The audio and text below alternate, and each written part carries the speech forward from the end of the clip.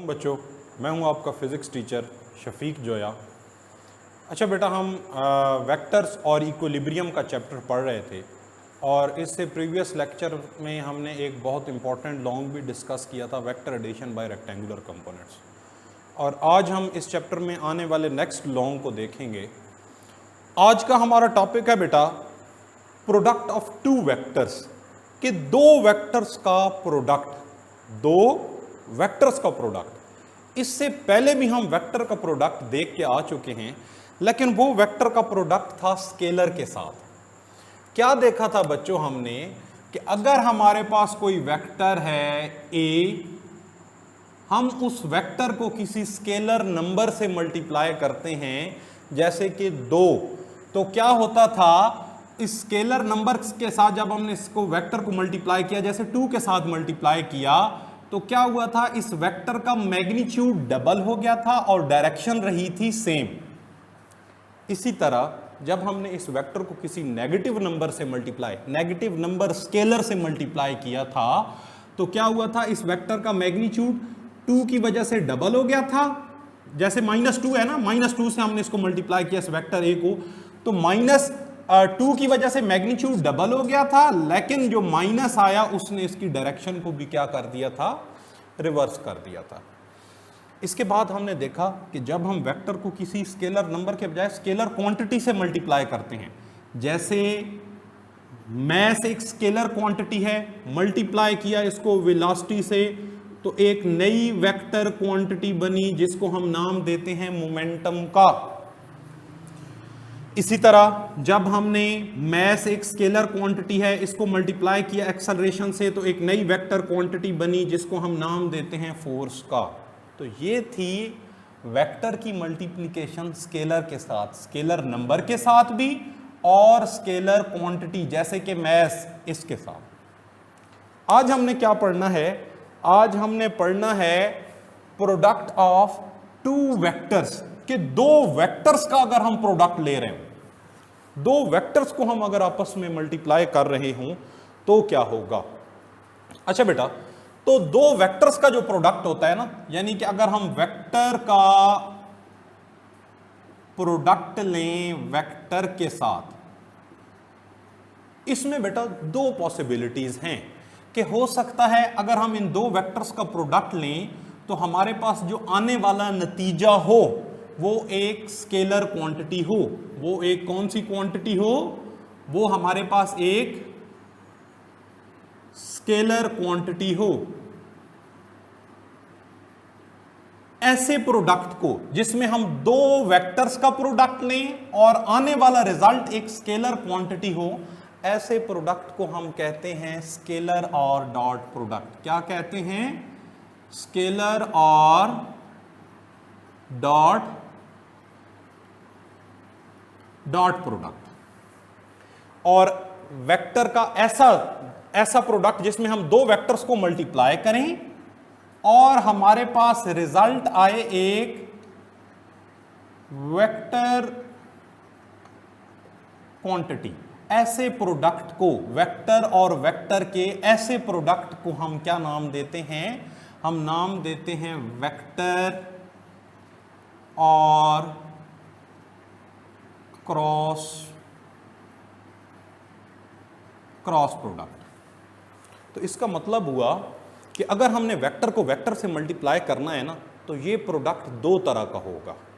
कि ऐसा भी हो सकता है कि वेक्टर और वेक्टर का प्रोडक्ट स्केलर आए, हम उसे नाम देंगे स्केलर और डॉट प्रोडक्ट। और ऐसा भी हो सकता है कि वेक्टर और वेक्टर का प्रोडक्ट लें तो आने वाला नतीजा, रिजल्ट एक वेक्टर क्वांटिटी हो, तो ऐसे प्रोडक्ट को हम नाम देते हैं वेक्टर और क्रॉस प्रोडक्ट।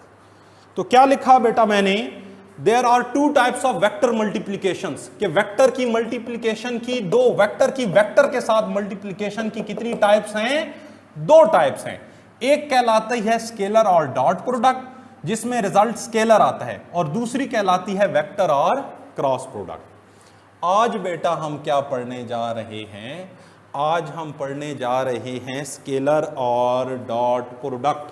पहली किस्म पढ़ने जा रहे हैं, दो वेक्टर्स की मल्टीप्लिकेशन की पहली किस्म, scalar or dot product.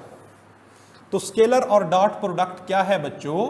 Scalar or dot product है when the product of two vectors, कि दो वेक्टर्स का प्रोडक्ट लें, result into a scalar quantity, और उसका रिजल्ट आए एक scalar quantity, such product is called scalar or dot product. तो ऐसे प्रोडक्ट को हम नाम देते हैं स्केलर और डॉट प्रोडक्ट। क्या मतलब बेटा? इसके फॉर्मूला से हम समझते हैं कि स्केलर और डॉट प्रोडक्ट को हम मैथमेटिकली कैसे लिखते हैं। इसको बेटा हम लिखते हैं कि दो वेक्टर्स हैं ए और दूसरा वेक्टर है बी, हम इनका ले रहे हैं प्रोडक्ट। प्रोडक्ट को बेटा हम डॉट से भी जाहिर करते हैं और क्रॉस से भी। यहां मैंने क्या लिखा? ए डॉट बी, दो वेक्टर्स का प्रोडक्ट है और हमारे पास रिजल्ट क्या आ रहा है? A dot B is equal to A का मैग्नीट्यूड, ए का मैग्नीट्यूड, बी का मैग्नीट्यूड, कॉज ऑफ थीटा। तो क्या देखा बच्चों हमने कि हमारे पास इस साइड पर दो वेक्टर्स हैं। क्या हैं? दो वेक्टर मल्टीप्लाइड बाय वेक्टर। दो वेक्टर्स को हम मल्टीप्लाई कर रहे हैं जिसको हम डॉट से जाहिर कर रहे हैं, और आने वाला रिजल्ट हमारे पास क्या आ रहा है? देखें बेटा, ए का मैग्नीट्यूड एक स्केलर नंबर, कुछ भी हो सकता है, 2 4 5 6 8 10। बी का मैग्नीट्यूड एक स्केलर, कॉज ऑफ थीटा भी एक स्केलर नंबर आएगा। कॉज ऑफ थीटा भी क्या आएगा? एक, जैसे आप कॉज 45 लें तो यह आ जाएगा 1/√2। तो क्या है? एक नंबर है। तो दो वेक्टर्स का प्रोडक्ट लिया और रिजल्ट आ रहा है, सारे नंबर आ रहे हैं, स्केलर आ रहे हैं। तो दो वेक्टर्स का प्रोडक्ट हमने लिया और रिजल्ट आ रहा है स्केलर क्वांटिटी। ऐसे प्रोडक्ट को हम नाम देते हैं स्केलर और डॉट प्रोडक्ट। कि दो वेक्टर्स का प्रोडक्ट लिया, when the product of two vectors, दो वेक्टर्स का प्रोडक्ट लिया, result into a scalar quantity. When the product of two vectors result into a scalar quantity, such product is called scalar और dot product। ऐसे product को हम scalar या dot product कहते हैं। डॉट क्यों कहते हैं? क्योंकि इस प्रोडक्ट को हम जाहिर कर रहे हैं डॉट के साथ। अच्छा बेटा, अब ये आ गया A dot B is equal to A B cos theta. ये थीटा क्या है? अच्छा, ए का तो आपको पता है कि अगर इधर दो वेक्टर हैं तो ए है इसका ए का मैग्नीट्यूड, बी है इधर जो सिंपल बी आ रहा है विदाउट एरो हेड, ये हमारे पास आ रहा है बी का मैग्नीट्यूड, और ये कॉस थीटा। ये थीटा क्या है बच्चों? Theta where theta is angle between A and B. कि हमारे पास ये जो थीटा है, ये थीटा, ये एंगल है, ये जो दो वेक्टर हैं ए और बी, इनके दरमियान का। अब बेटा हम समझते हैं कि ये A dot B, A B cos theta क्यों आ रहा है। हम इस डॉट प्रोडक्ट के फिजिकल मीनिंग को समझते हैं, इसके ज्योमेट्रिकल मीनिंग को समझते हैं। क्या देखने लगे हैं हम? Physical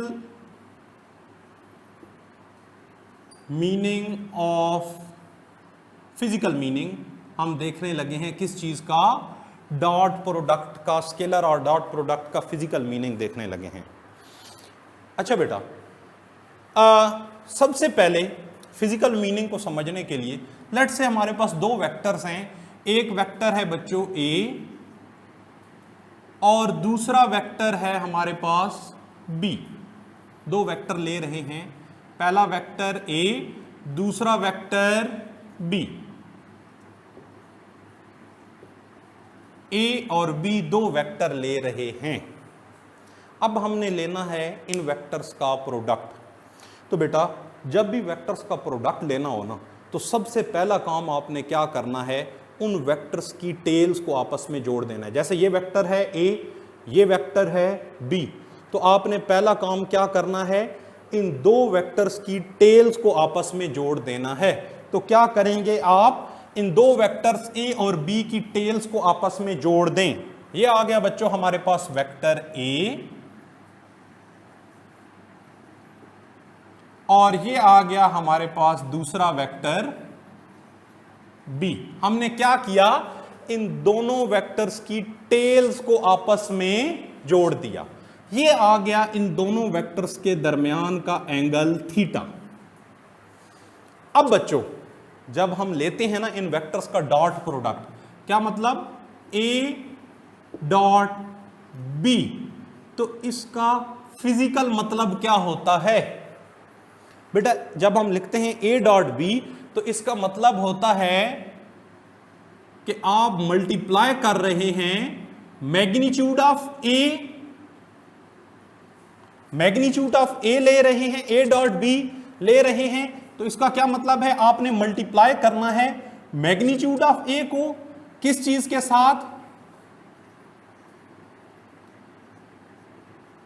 projection of B along ए, किस चीज के साथ मल्टीप्लाई करना है, ए डॉट बी में ए के मैग्नीट्यूड को मल्टीप्लाई करना है projection of B along A, B के उस साए, प्रोजेक्शन को हम कहते हैं साया, प्रोजेक्शन का मतलब है साया, तो बी के प्रोजेक्शन को मल्टीप्लाई करना है, जो ए की डायरेक्शन में जो बी का प्रोजेक्शन है उसको मल्टीप्लाई करना है मैग्नीट्यूड ऑफ ए के साथ। बेटा बी का प्रोजेक्शन अलोंग ए, बी का साया ए की सिमत में, क्या मतलब है, बी का साया ए की सिमत में मतलब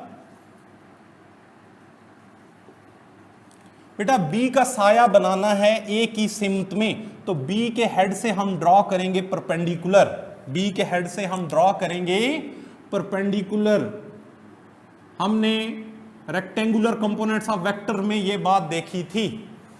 अब बेटा बी के हेड से हमने बी का ए पर साया लेना है ना, तो यहां से रोशनी आ रही है तो बी का साया ए पर कहां बनेगा, आप सारे कहेंगे कि अगर यहां से रोशनी की लाइट की रेज आ रही हैं तो बी का साया बनेगा ए पर यहां से यहां तक, तो ये हमारे पास क्या हो जाएगा, बी का जो साया बन रहा है ए पर, projection of B along A, projection of B along A क्या बन रहा है, बी कॉज ऑफ थीटा।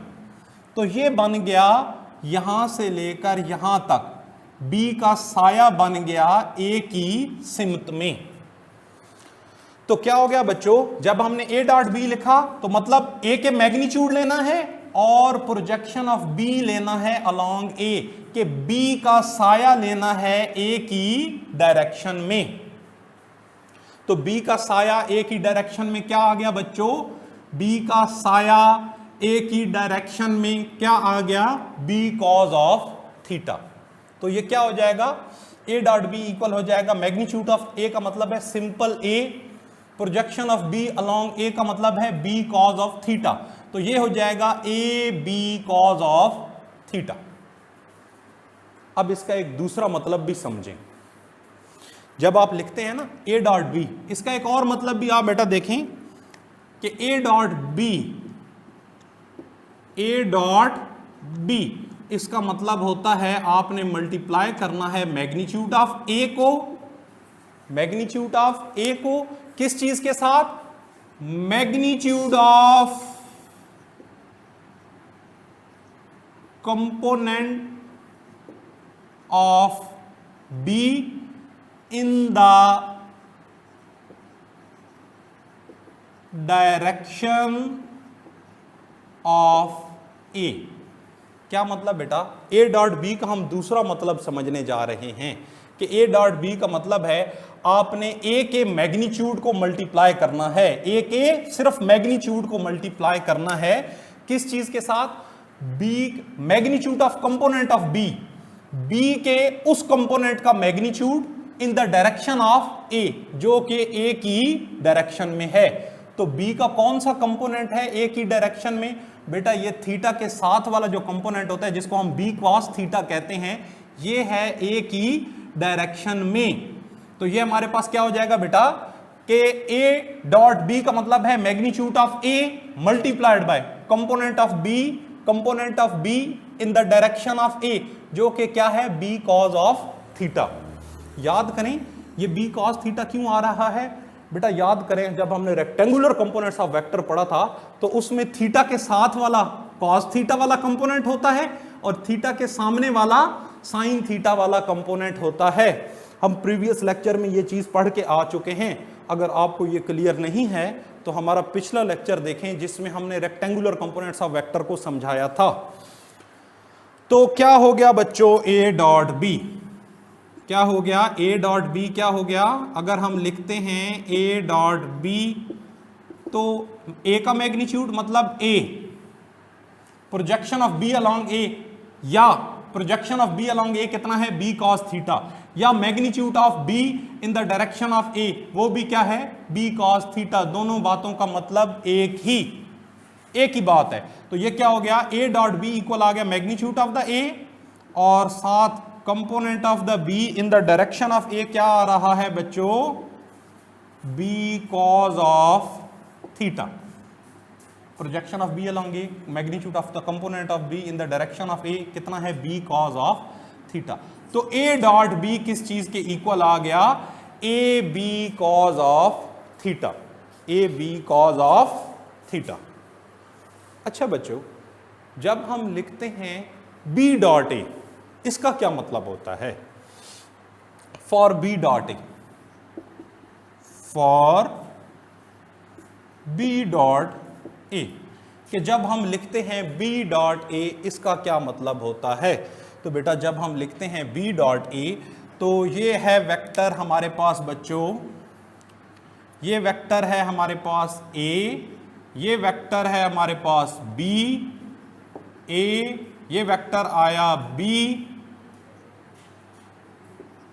तो जब हम लिखते हैं B dot A, for B dot A, तो बी डॉट ए का क्या मतलब होगा बच्चों, बी डॉट ए का मतलब होगा, ए डॉट बी का क्या मतलब था magnitude of A, B dot A का क्या मतलब होगा, अब बी आ रहा है तो आप लिखेंगे मैग्नीट्यूड ऑफ ए नहीं आएगा, अब यहां बी पहले आ रहा है तो ये हो जाएगा मैग्नीट्यूड ऑफ बी और साथ क्या आ जाएगा projection of B along A भी लिख सकते हैं, और सॉरी प्रोजेक्शन ऑफ, अब बी की जगह आ जाएगा A, projection of A along B भी लिख सकते हैं, या magnitude of component of A in the direction of B भी लिख सकते हैं। इसका उलट क्या हो जाएगा बी डॉट ए, तो पहले आ जाएगा मैग्नीट्यूड ऑफ द बी और साथ क्या आ जाएगा projection of A on B, कि ए का प्रोजेक्शन लेना है बी पर। तो कैसे लेंगे ए का प्रोजेक्शन बी पर, ए के हेड से, अब रोशनी यहां से आ रही है, रोशनी कहां से आ रही है, ए का साया लेना है बी पर, तो ये हमारे पास ए के हेड से परपेंडिकुलर ड्रॉ किया, ए के हेड से क्या ड्रॉ किया परपेंडिकुलर बी पर, तो यहां से लेकर रोशनी यहां से यहां आ रही है तो यहां से लेकर यहां तक आ जाएगा ए का, बेटा ये ए और बी के दरमियान का एंगल थीटा है, तो यहां से ये थीटा के साथ वाला कंपोनेंट यहां से यहां तक ए के ये एंगल थीटा है, तो ये थीटा के साथ वाला कंपोनेंट जो कि कहलाएगा ए कॉज ऑफ, क्योंकि ए का कंपोनेंट ले रहे हैं, ए का साया ले रहे हैं बी तक, बी पर, तो ए का जो साया बन रहा है बी पर वो कितना बन रहा है ए कॉज ऑफ थीटा। तो क्या हो गया बच्चों बी डॉट ए क्या हो गया, मैग्नीट्यूड ऑफ बी कितना आएगा बच्चों हमारे पास, magnitude of B simple B without arrowhead, magnitude को ऐसे ही जाहिर करते हैं, projection of A along B, A का साया जो बी के अलोंग बन रहा है वो कितना है ए कॉज ऑफ थीटा। तो ये क्या आ जाएगा B into A cos of theta, जिसको बच्चे आप यूं भी लिख सकते हैं, ये आ रहा है बी ए कॉस थीटा, आप इसको ए बी कॉस थीटा भी लिख सकते हैं क्योंकि ये स्केलर हैं, स्केलर में आप 2 ज़रब 3 या 3 ज़रब 2 लिखें बात एक ही है। तो ये आ गया हमारे पास बी डॉट ए क्या आ गया बच्चों A B cos of theta, इसको हम नाम देते हैं 2 का। आपको एक बात नजर आ रही होगी कि जब हमने a डॉट बी लिया तो वो आया ए बी कॉस थीटा, जब हमने b डॉट ए लिया तो वो भी आया A B cos of theta. क्या पता चल रहा है बच्चों कि चाहे आप a डॉट बी लें चाहे आप b डॉट ए लें, जवाब सेम। इसका मतलब क्या हुआ कि हमारे पास जो डॉट प्रोडक्ट है आप उसकी तरतीब बदल दें, a dot B b dot A, तरतीब बदल दें, जवाब पर कोई फर्क नहीं पड़ेगा, सेम आएगा। तो इसका मतलब है कि जो स्केलर और डॉट प्रोडक्ट है ये क्या है, कम्यूटेटिव है। तो क्या कह सकते हैं हम, from equation 1 and 2 we can say that scalar or dot product is commutative. क्या साबित कर लिया हमने, सो वी कैन से, क्या कह सकते हैं हम कि scalar or dot product is commutative. कि क्या मतलब बच्चों कि हमारे पास जो स्केलर और डॉट प्रोडक्ट आ रहा है वो क्या आ रहा है, कम्यूटेटिव आ रहा है। अब स्केलर और डॉट प्रोडक्ट की हम एक एग्जांपल समझते हैं कि ये प्रोडक्ट हम इस्तेमाल कहाँ करते हैं। देखें बेटा, स्केलर और डॉट प्रोडक्ट की जो एग्जांपल है क्या है बच्चों, हमारे पास इसकी एग्जांपल, इसकी एग्जांपल है work. Work is a example of scalar or dot product. Work हमारे पास एक स्केलर और डॉट प्रोडक्ट की एग्जांपल है। क्या मतलब बच्चों, देखें, फर्ज किया ये हमारे पास कोई बॉक्स है, वर्क में हम किसी भी बॉडी पर फोर्स लगाते हैं जिसकी वजह से डिस्प्लेसमेंट तय होता है। तो ये हमारे पास एक बॉक्स है जिस पर हमने क्या लगाई, फोर्स लगाई, ये आ गया हमारे पास डिस्प्लेसमेंट डी, फोर्स लगाई, ये आ गया डिस्प्लेसमेंट डी। जैसे आप बेटा किसी चीज़ को रस्सी से बांधकर यूं खींच रहे हैं तो फोर्स की डायरेक्शन ये हो गई, डिस्प्लेसमेंट की डायरेक्शन ये हो गई, इनके दरमियान का एंगल ये हो गया, एंगल इनके दरमियान का एंगल थीटा। तो अब जब आप वर्क लिखते हैं ना, क्या लिखते हैं, work.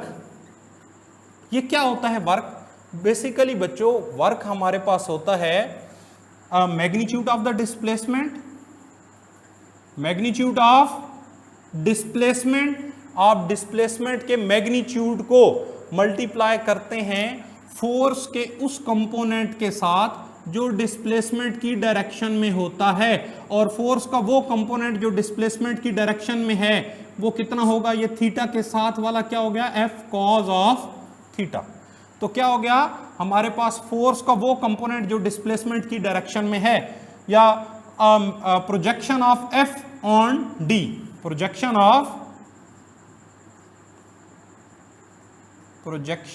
Of F on D, F का प्रोजेक्शन डी पर जो कि कितना है, एफ कॉज ऑफ थीटा। तो बच्चों वर्क क्या हो गया, D F cos of theta या F D cos of theta लिख सकते हैं हम। तो ये क्या हो गया बच्चों, F D cos of theta. अब एक मिनट इधर देखें बेटा कि ये जब था ना A dot A B cos theta, तो ये किस चीज की इक्वल था, ए डॉट बी के। तो ये F D cos of theta आ रहा है, तो ये किस चीज के इक्वल होगा बेटा, F D cos theta. A B cos theta equal था ए डॉट बी, तो F D cos theta equal होगा एफ डॉट डी। तो बेटा ये जो वर्क होता है ये बेसिकली हमारे पास एक एग्जाम्पल है स्केलर और डॉट प्रोडक्ट की। आई होप सो बच्चों आपने यहाँ तक के कंसेप्ट को बड़े अच्छे से लर्न कर लिया होगा। अगली वीडियो में हम इस स्केलर और डॉट प्रोडक्ट की करैक्टरिस्टिक्स, खसूसियात को देखेंगे।